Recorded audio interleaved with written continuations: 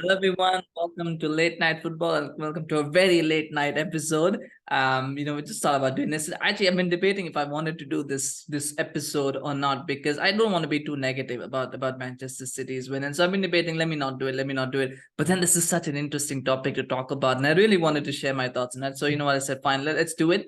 Let's see what happens. So I know a lot of people may not watch it. A lot of people who watch it may not like it, but I mean, it's an interesting conversation that I've been wanting to have, and share your thoughts on this. Of course, do let me know what you think about it because it's always good to hear other perspectives. But so what I've been reading and what I've been hearing is that Manchester City's treble win has not garnered the attention that it should have. I mean, it's a historic occasion, achievement for Manchester City fans. I think if I was a Manchester City fan, I wouldn't care that other people are not talking about it. But as someone who's not a fan, as someone who's a little bit jealous about Manchester City, I'll admit that, a little bit bitter about the achievement. I'll admit that. And as somebody who believes quite firmly that Manchester City's dominance this season and possibly sustained dominance over the coming years, I think is a bad thing for football in general, and especially for the Premier League and for Europe. I think it's an interesting thing to talk about. Now, like I said, it's something that I've been reading, something that I've been hearing. So the accuracy is always a little bit skewed. But from my own perspective, what I've noticed, of course, is that the one thing that I always notice is the conversations that happen online, right? And because I can't go out on the street and talk to people about it, but I see online. So I mean, the places that I usually get my news from, I haven't seen a lot of coverage about Manchester City's treble. There has been coverage, as you would expect there to be, but it hasn't been significant. It hasn't been the kind of roaring coverage where you get big articles. Like it's not that it hasn't happened. It almost feels like people it's kind of like glossed over. And they kind of say, oh, yeah, they won it, or this is a fantastic achievement for Kevin De Bruyne, this is great for this one. And people seem to have kind of moved on. This morning, I mean, the Champions League final wasn't even trending this morning. And I think it wasn't trending last night either. So I think after the final, maybe 3-4 hours after it stopped trending. Whereas if you look at the FA Cup final, that was trending for a long time. That's trending for up to 2 days because I use the hashtags. I was trending for up to 2 days. The Europa Conference League final, which happened on Wednesday, I think was also trending quite into Thursday because I remember because I did the Declan Rice episode on Thursday and it was still trending. So those were trending. Whereas the Champions League final, which is probably the biggest game of the season, at least of the club season, that's the biggest game of the season. That wasn't trending for very long. So I mean, again, Twitter trends are not accurate. Things like looking up articles and stuff, these are not accurate. So I'm not saying that the accuracy. I'm just saying this is what I'm reading and hearing, and it makes interesting thoughts. What I do believe, and I'll give a positive spin first. And I think one of the things is that I think post FA Cup final, I think most people kind of felt it an inevitability that City were going to do the treble. I kind of felt like, yeah, okay, they're probably going to do it. Inter gave a very good fight, by the way. They did absolutely fantastically well, and they got much closer than anyone expected them to. Nobody expected a 1-0 win for Manchester City. They're all going 3-0, 3-1, 4-0, those kind of scorelines. But actually, they gave a very good account. They were the better team on the day as well. So they got close, but he always felt there was an inevitability of seeing doing the treble. And so I think over the last week, from what I've seen, and especially United fans, I think most of them were like, yeah, it's gonna happen. Let's move on. It's gonna happen. Let's move on. So they've kind of almost like it's almost like it's happened, and so they were like, I think maybe that's one of the reasons why people were going, yeah, it's gonna happen now. So and they just kind of moved on. So I think that's a positive spin that I can put is that most people were kind of prepared for it mentally. After the FA Cup final, most people were like prepared for it. So maybe that it doesn't, when you've already prepared for it, doesn't hit home at the moment. It's more like, yeah, it's already going to happen. So what do you do after that? I think kind of that in the positive spin. The negative side of that, which I think is probably more accurate than the positive side, is the fact that just it. And this goes back to Manchester City. This is not Manchester City fans' fault, by the way. I think City fans should celebrate this moment. They should recognize this achievement for what it is, which is a fantastic achievement for them as fans of the club. But for the club itself, it's never hit home because it doesn't feel. I mean, I've been on record saying this, that I can't seem to like City and I can't seem to hate City either. I just have no emotions when I watch City because City feels so artificial. Whenever I watch Manchester City play, it feels so artificial. It feels so manufactured. And the reason why it feels that way is because from the inception of Manchester City in 2008, I know City were there for a long time, but since Abu Dhabi came into the picture in 2008, which is when Manchester City became Manchester City, really, the last 15 years, it's always been a project. It's always been, a sort of, it's not been a sporting club. It's been more of and a project is the right word. I'm trying to think of another word, but I think project, it's always in a project, right? It's in a project that this is what, what the football club is not about the football. It's about what we're going to do It's basically like an experiment. If you could, it's like an experiment where a rich person comes to England. He buys a football club that is, by all accounts, it's a middling football club that's going nowhere, that has not achieved any kind of success for a very, very long time. And he kind of says to himself, I'm going to spend loads and loads of money, and I'm going to take it to the absolute top of European football. Can I do that? That's what I'm going to find out. And over the course of those 15 years, they spent a lot of money. Now, I know people say, well, other clubs have spent money too. Yes, they have. They have. But we're not like other clubs talking about Manchester City, which was always a project. Manchester United were never a project. They've been a business, which people hate. And they've been other things. They've never been a project. Liverpool have never been a project. Chelsea, I think probably before Bowley were not, I mean, even Chelsea were not a project as such. But I mean, under Roman, they probably were a project. So Chelsea were not good. Arsenal haven't been a project, right? They've never been a project. So City have always been a project. It's always been from 2000, I think probably from 2008, they've always been, we're going to win the Champions League. We're going to win the Champions League. We're going to win the Champions League. It's been that obsession. And it's always been that. And, and so winning the Champions League, to me, it almost felt like, yeah, this is the end of a movie. This is the end of a franchise where they had sequel. And finally you come to the end of that 15 years.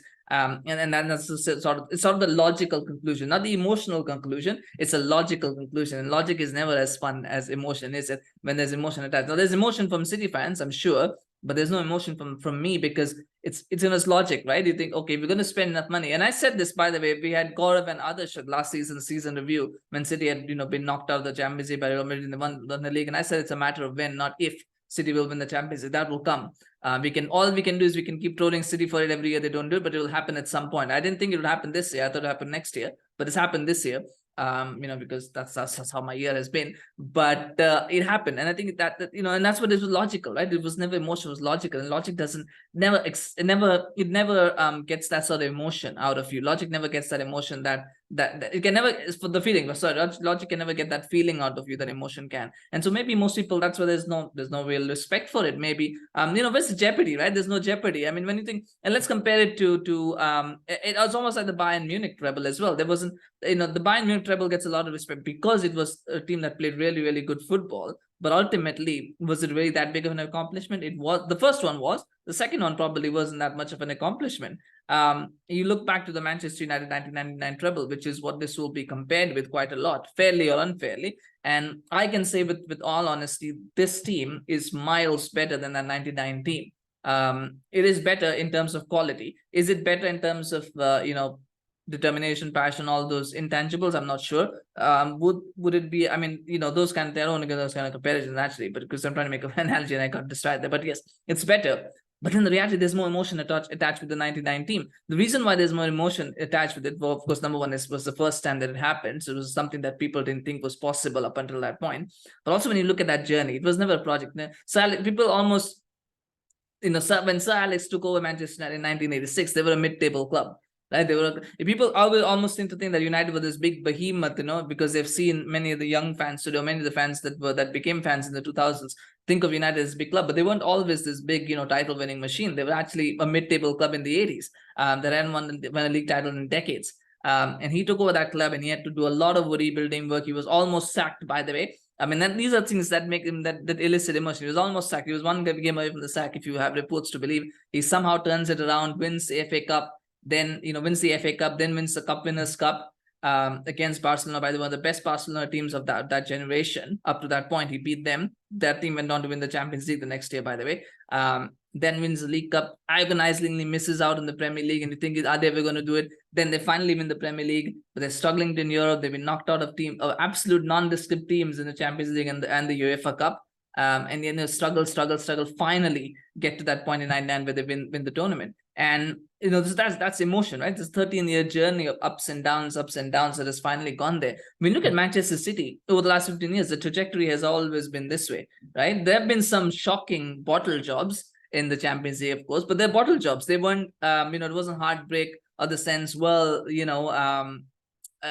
was funny. It wasn't emotional. Maybe last season was emotional, probably, but otherwise it was just bottle jobs against teams that they shouldn't really be losing. I mean, it's hard for me to describe it because I'm not a fan, and probably maybe there's always more emotion. Maybe City fans can talk about that, but it never felt like, it always felt like it was a roadblock, not a setback, not something that could break the team. It was almost something like, it's just funny. It's happened. No, let's hope it happens again next year. So, I mean, there have been some downs, but more or less City's trajectory, like when they got into Champions League in 2011, they won the title the very next season, right? It wasn't a case of, well, they went down, they just went up. Then they won another title. When Pep Guardiola comes in, City are already a winning machine. They're not a mid-table club that has to be taken back up.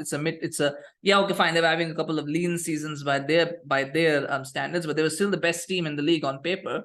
Pretty much since 2011, they've been the best team in the league. I think only one season, which was when Liverpool won the league, but probably they were the better team. But otherwise, City have always been the best team in the league since 2011 on paper. They've not always won the league. They've always been the best team in the league on paper. So the trajectory has always been up. They won a couple of league titles, they won a couple of cups before Pep came in. And Pep comes in and his job is only solely to bring the Champions League home. So that whole situation as it has manifested itself is always a logical conclusion. And when you have something like that, that doesn't make for a good emotion. That's my opinion, obviously, and you can tell me if I'm wrong or not. But I think one of the reasons why people don't kind of look at it that way, there's not that respect. I mean, of course, the money is a big factor. I mean, you cannot get away from the money fact, right? The fact is that City are where they are because Abu Dhabi has decided to spend money on that club. And they could have done that for any other club. They could have bought Tottenham Hotspur, they could have bought West Ham, they could have bought Aston Villa, they could have bought any club. And they could have done the very same thing that they did for Manchester City. So again, it's like the irreplaceable. It's a replaceable thing, right? Manchester City is replaceable. It's not Manchester City, the club. Now, I'm not blaming the fans here. Again, this is about the club and about the project, right? The project is what it is. And I say this knowing fully well that Manchester United could be taken over by Qatar. And then we probably would have that same sort of journey. But the reality is that is what the first one was, and that is how it was for Manchester City. You can't get away from that. That they just took a club that they liked. They bought it and they said, right, we're going to spend money and we're going to make this club the best club in Europe with that money. We're going to show that we can take a mid-table club and we can make it the best club in Europe. We're going to show that we're going to make this a project, right? It was never about, right, this is a club that's a sleeping giant that's struggling. Let's buy it. Let's make it. Let's invest in it. Let's make it a club, right? Let's not a business, not an experiment. Let's make it a football club that people can actually respect and be proud of. It was never about that, right? And people can look at that. And yes, City have done a lot of great things with the club, and they're a model to follow in a footballing sense. They are a model to follow for everybody else. They are a model to follow. They have a fantastic academy. They have fantastic training facilities. Nothing could be done without spending, but they've used that money very, very well. I'm not going to deny that. I'm going to say that openly that they've done that. But ultimately, there's no soul there because it's always it all feels manufactured, feels artificial, like I said, and it feels artificial because again, humans are not perfect, right? We're humans, we're not perfect. There's got to be gray. There's got to be gray. If you're human, there's got to be gray. There's got to be good. There's got to be bad. You got to like someone. You got to hate someone. You got to enjoy it. You've got to hate it. You've got to be miserable about it. Miserable about it. But with Manchester City, I don't hate them. I don't like them. I don't hate them. I just have no emotion because they're so artificial. Because everything is nice. Everything is doctored, right? Their players are nice. The manager is nice. Everything is nice. It's just nice. And when something is too nice, it doesn't feel real. Right? When something is too evil, it doesn't feel real either. But when something is too nice, it doesn't feel real either. And that's the thing, right? I mean, you look at there's all those stories always positive. Oh, look, Haaland is so modest and so humble, such a daddy's kid. He's doing this for his dad. His dad is so happy all the time. Kevin De Bruyne is like this amazing human being who's always nice and always respectful and so humble. Pep Guardiola always is humble. He's always praising all of his opponent managers. I know it's fictitious and phony, but he does it anyway. In the media, it's like, oh, look how good of a manager he is. So when somebody who's always just so nice, it feels artificial. It feels manufactured, and that's I think that's just my opinion. But anyway, let's get to the final point. I think I've ranted out there a little bit, but I mean, why is this a bad thing in my opinion? I mean, one of the things that I would say is that City have won 3 league titles in a row, and they've dominated. Right? It's not like it's not like Manchester United when they did 3 peats. They were actually in very, very close competition with Chelsea, with Liverpool. I think before that with Arsenal, Leeds. They were all they were tough battles. They were not easy walkovers. They were tough battles. This one was just easy walkovers, right? It was literally at the start of the season, you were like, City are gonna, maybe the first one not, maybe the first one was they won it easily, but nobody anticipated them to win it, but they won it easily. But the other 2, we've said City are gonna win the title, and they've gone and won the title.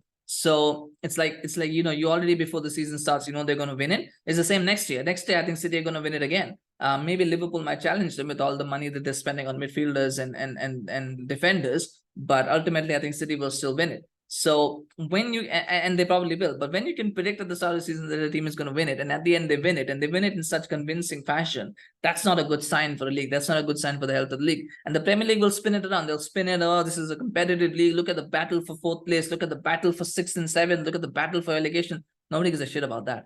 I mean, that I mean, look at La Liga, Serie A, Bundesliga, they all have tough battles for fourth and relegation. I mean, La Liga had a relegation battle that would put the Premier League relegation battle to shame. This season, by the way, if anybody is following that. Serie A had a battle for fourth that was unlike anything that the Premier League could ever produce, until Juventus got those points deducted. It was actually a very, very tight race. So those leagues have those battles. What makes the Premier League unique among all the other leagues, what makes it tick, is the fact that they produce title battles, that they've got more than two teams that can actually win a title. Or they used to have that. Now they don't have that. Now it's just one team. And what is going to happen next season? Now, 3-peats have been done before, so this is not new territory. But if a 4 in a row happens, that's new territory. And for me, that's League One territory. I feel that Premier League will go into League One territory if Manchester City win the title again next season. The Premier League needs and this is not Manchester City fans' fault. This is not Manchester City, the club's fault either. They're just taking advantage of the rules that have allowed them to do all of this because, the Premier League was short-sighted. They wanted the money. They took the money. And I don't think they think there's a problem. I don't think they think there's a problem. I don't. And probably they don't have a problem next season. What will happen is there will be a problem in the future when TV rights are renegotiated and all of that. There's not going to be a problem next year because next year is going to be fine. But if the Premier League is smart, they'll realize that there is a problem. And the problem is that once you go to 4, that's League One territory. And then slowly that goes on. And honestly, I just don't see how Manchester City can be caught. And that's a whole story about how they can be caught and all that I can talk about separately, but I don't want to go into that. But the question is, the reality is right now, I don't know what it will take to catch Manchester City. I mean, I know what it will take, but I don't know if any club has the will to be able to do what it takes to catch Manchester City. And that is a problem for the league, because if you are not going to be able to sell your league as a competitive league, as a competitive title battling league, then what is left for the Premier League? So and that goes and extends to Europe as well, because the financial advantages that the Premier League has over the rest of the clubs is huge. And now that City have finally got over that mental hurdle, which I always said was the thing, it was all here. City not being the Champions League was all here. It was never about quality. It was never about it was never about money. It was always about mental, and they've got over that block. So now they can win more. I mean, Pep Guardiola was already talking about overtaking Real Madrid. I mean, it's going to take them 2 decades, but he's already talking about it. So I mean, that should worry people as well. I mean, they could do it within 2 decades. To be perfectly honest, they could. They could within 2 decades they could overtake Real Madrid's tally of 14, unless Real Madrid win a couple more. But if they don't, and the likelihood is that Real Madrid are in a rebuild as well, they're probably going to take a couple 2 or 3 years to rebuild as well. Real City could probably win 1 or 2 more in that time. So it could happen within 2 decades. I don't think it will. It could. I don't think it will. I think it's too early to say that. But that's the mentality that's been talked about, and that is a worry for everyone, because how do you stop them? Does any club have the will to stop them? And what the other side of it, which I will end this conversation on, is look at what it is doing to the Premier League and to the rest of the leagues as well. I mean, Newcastle have been taken over by Saudi Arabia. Qatar will take over a Premier League club in the next 1 year. I feel better that's Manchester United. If it's not Manchester United, it will be some other club. They'll take over some club.